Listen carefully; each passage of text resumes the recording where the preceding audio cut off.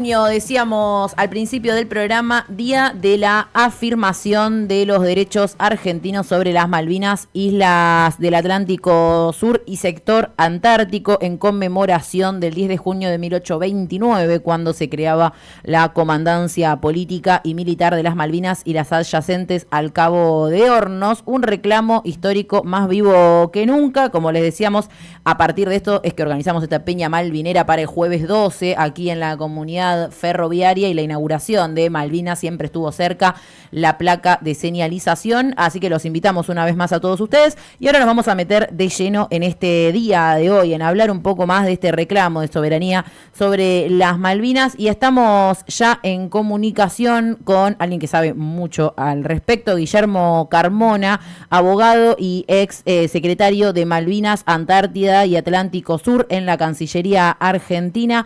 Buenos días, Guillermo, ¿cómo estás? De este lado, Delfín y Malena, te saludamos. Hola. Buen día, ¿cómo están? Un gusto. Igualmente, gracias por tu tiempo. Nos queríamos comunicar con vos en primer lugar porque sentimos que estamos, ¿no?, en un momento donde se da esta contradicción, si se quiere, entre un reclamo popular más vivo que nunca, ¿no?, sobre las Malvinas argentinas, pero a la vez un gobierno nacional que sentimos deja un poco de lado esta lucha, o no lo está tomando con la prioridad que se ha tomado en otros momentos o que corresponde. ¿Cómo estás viendo vos esta situación a raíz de justamente este día tan importante de ratificación de nuestros derechos sobre ese territorio? Bueno, en primer lugar destaco la importancia de este día. Es un día malvinero, es un día en el que tenemos la oportunidad no solamente de recordar un acto administrativo, que fue la firma de este decreto del 10 de junio de 1829, un decreto firmado por quien por entonces era gobernador interino de la provincia de Buenos Aires, Martín Rodríguez, sino también en tanto y en cuanto ese decreto dio lugar a una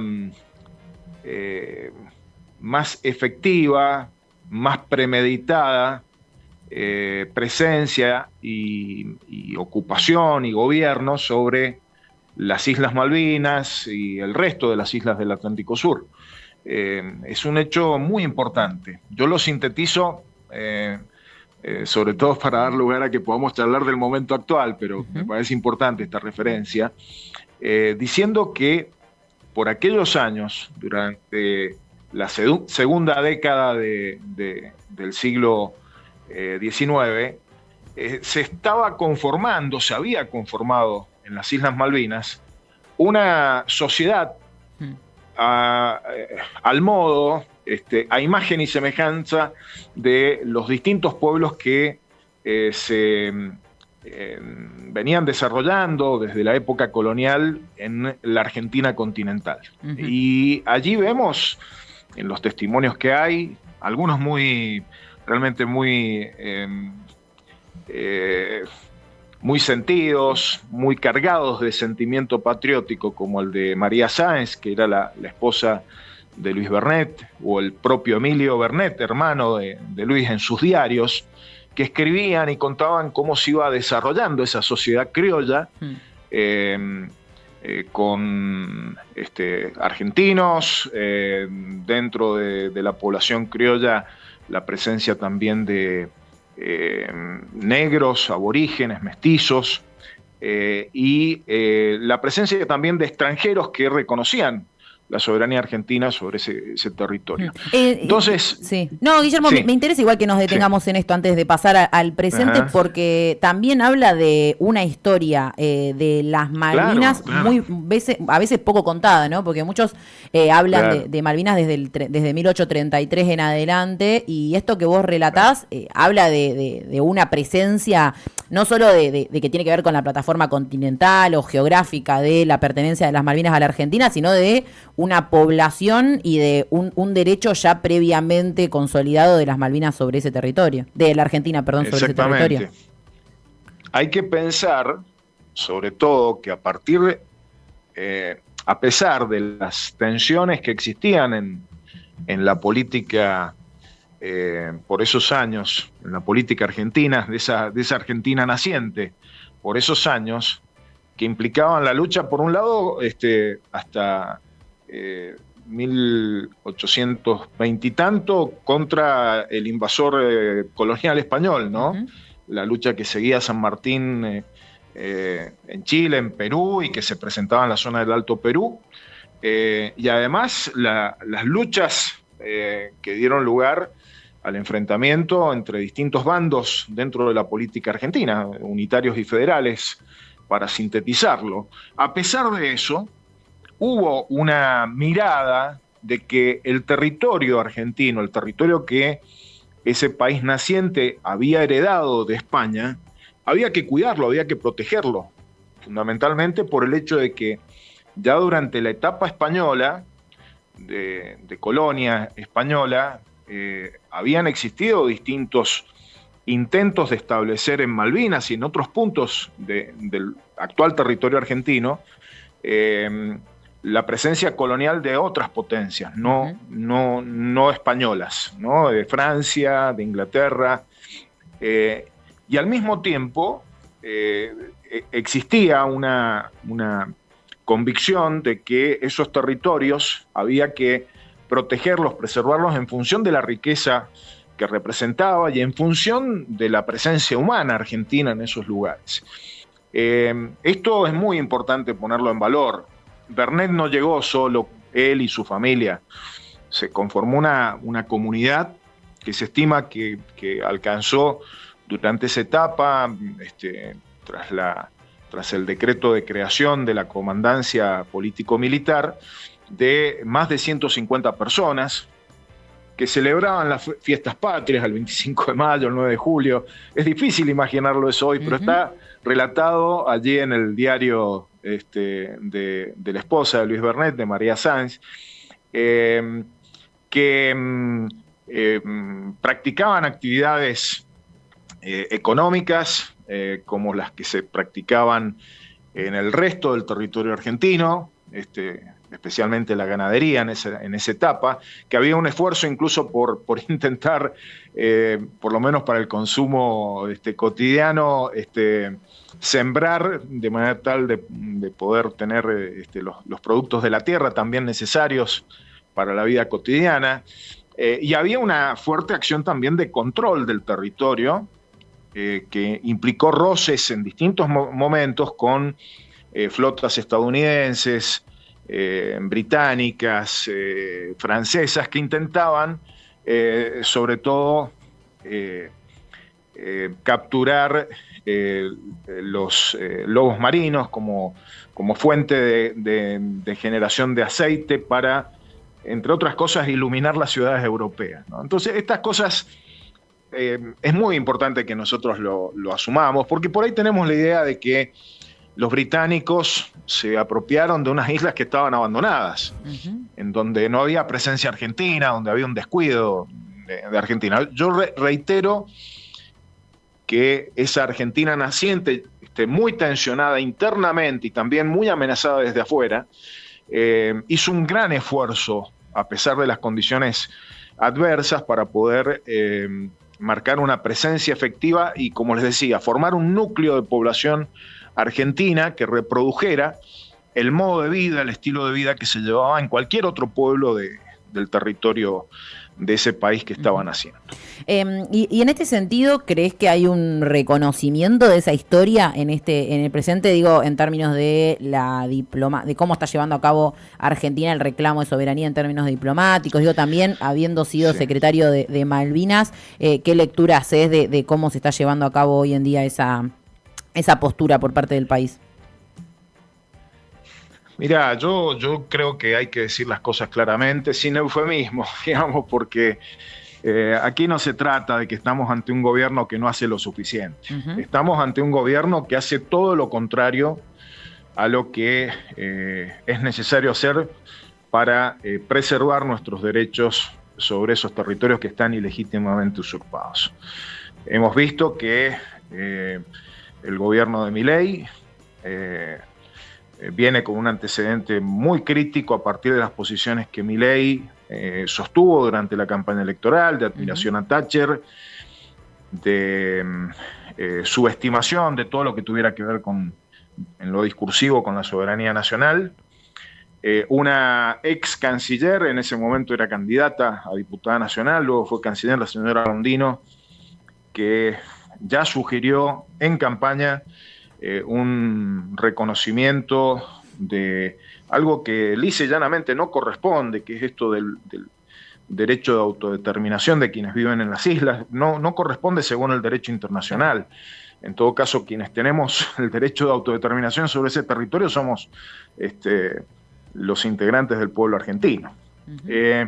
Pero después todo esto se hizo política gubernamental cuando asumen, ¿no? Entonces, dejaron de protestar los actos unilaterales británicos, por ejemplo, los avances en la actividad hidrocarburífera ilegal en las Islas Malvinas, los avances en el proceso de militarización sobre las islas, la realización de vuelos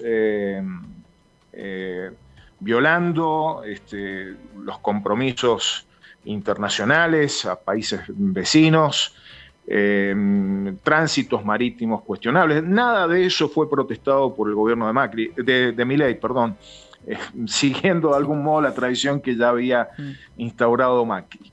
Pero además, no se trata solamente de esas omisiones, que son muy graves, porque en política internacional muchas veces el que calla otorga, generalmente el que calla otorga, ¿no? Entonces, esa falta de protesta, esa falta de reacción frente al avance de la acción colonial británica deja a la Argentina en una posición complicada. Pero les decía que no solamente se trata de esas omisiones, sino que además estamos ante un gobierno que pactó con el gobierno británico un nuevo pacto Forador-Duncan.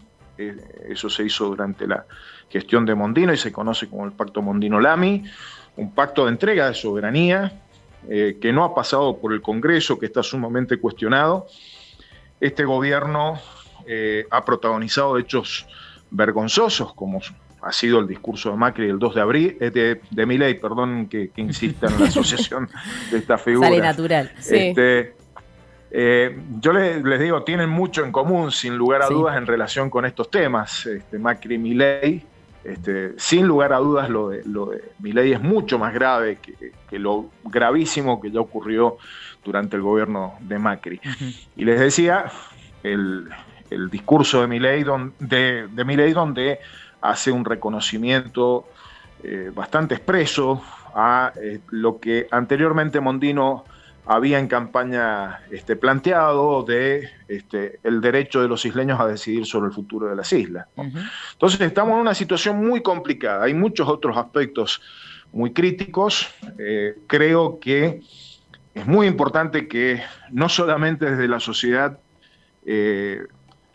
tomemos conciencia de la gravedad de estas acciones de entrega de soberanía, omisiones que ponen en riesgo nuestra soberanía, sino que además exijamos un cambio de posición al gobierno en función de preservar los derechos que nos corresponden sobre esos territorios. Guillermo, quería consultarte sobre la Secretaría de Malvinas, cómo está funcionando, quién está a cargo, qué se está haciendo desde ahí. ¿Ustedes se enteraron de algo que hayan hecho desde ahí? No, por eso es la pregunta. Yo no me he enterado. ¿Quién está a cargo? Tampoco mucho trasciende. Nada bueno, sobre todo, nada bueno. Yo sigo cotidianamente las noticias de la política exterior y de la actuación de la Cancillería. También lo voy a decir sin vueltas y sin eufemismos. Está pintada esa secretaría. Quien ocupa el lugar, hasta me cuesta recordar el nombre, porque no he tenido demasiadas ocasiones de mencionarla, a la señora que está ahí.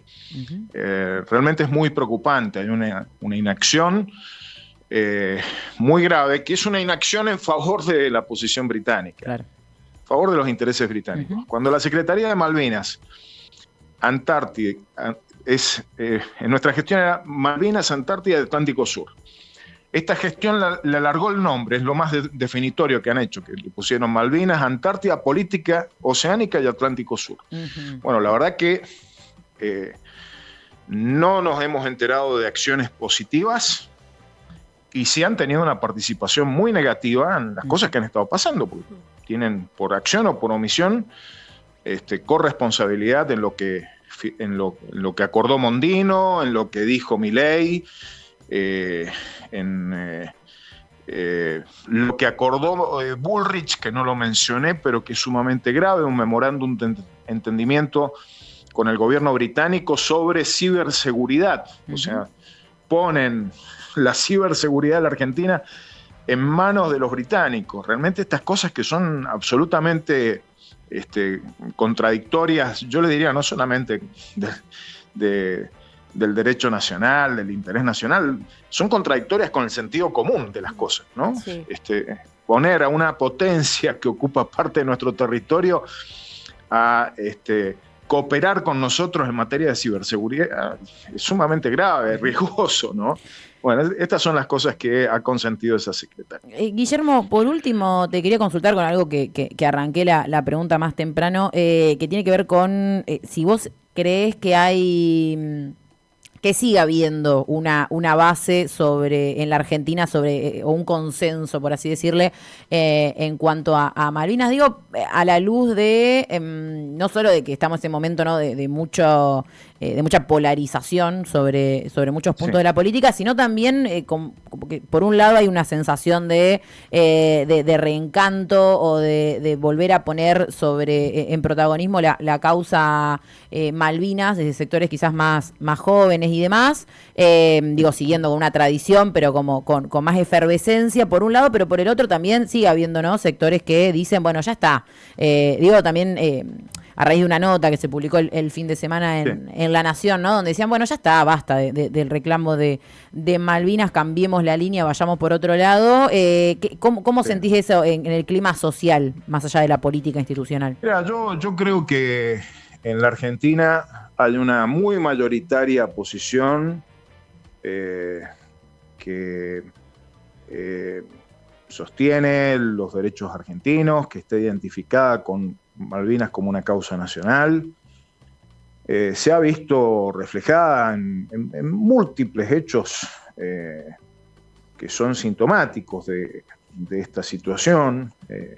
Creo que la más reciente ha sido muy importante, que ha sido el Eternauta y el efecto que generó la incorporación de los veteranos, de la figura del veterano, de lo que representa Malvinas para nosotros en algo que tuvo un impacto popular tan alto, ¿no?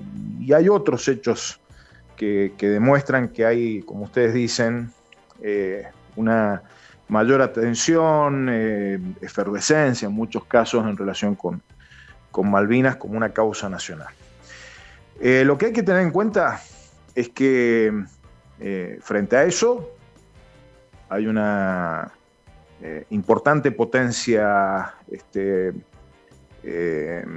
global, que es Gran Bretaña, que tiene una diplomacia muy aceitada, que son herederos de una diplomacia imperial, que saben muy bien lo que es el poder blando y lo que es el uso del poder blando en la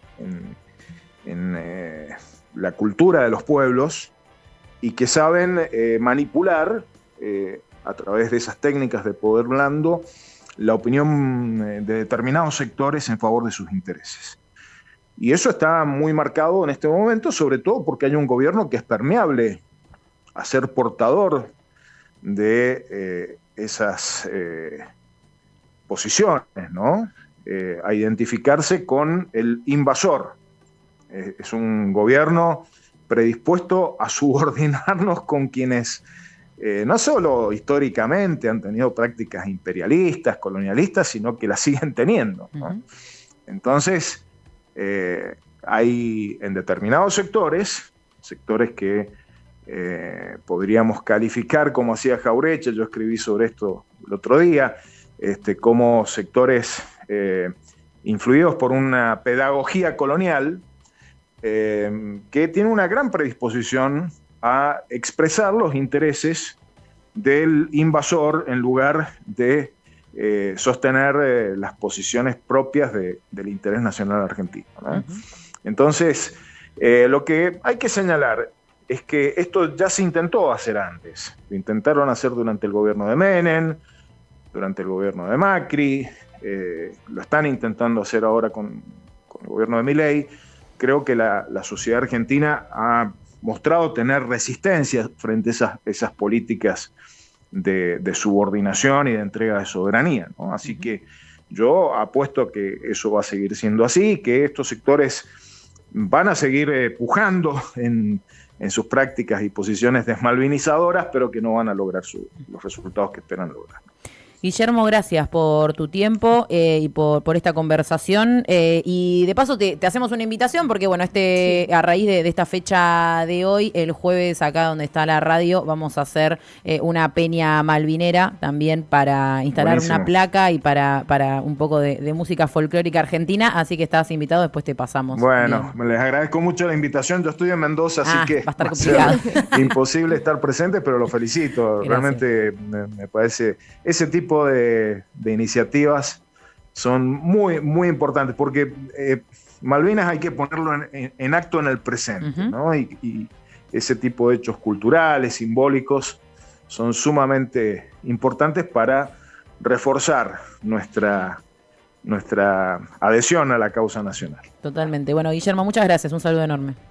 A ustedes, ha sido un gusto. Gracias. Guillermo Carmona, ex diputado de la Nación y secretario de Malvinas, Antártida y Atlántico Sur en la Cancillería Argentina, que hoy la ocupa, miren, acá tuve que encontrar el nombre, Paola Iris Di Chiaro. Si alguien la conoce, que no se busca, ¿viste? Porque la verdad que abandonada no hay totalmente. Noticias de ella, pero nada. Realmente sorprendente. Así ni que siquiera, bueno, las malas noticias de Malvinas las ejerce el gobierno. Y las ha dado en su momento a Mondino y ahora se encargará Huertain de darnos o Patricia Bullrich, que a veces tira algunos comentarios. También. Bastante, así que bueno, Guillermo no va a poder venir, así que van a tener que venir ustedes. Sí. Porque si están por lo menos 200 kilómetros de la redonda, se pueden venir. Guillermo, porque estaba en Mendoza, está perdonado como las elecciones. Menos de eso se tienen que venir a la Peña Malvinera. Deja acá un par de metros. Pero sí, así que 18:30, Comunidad Ferroviaria, Peña Malvinera. Este jueves celebramos y ratificamos los derechos argentinos sobre las Islas Malvinas, islas del Atlántico Sur y también sector antártico, defendiendo nuestra soberanía y haciendo Malvinas una causa nacional del presente. Ahora nos vamos a la tanda. Según la RAE, una trinchera es una zanja defensiva que permite disparar a cubierto del enemigo.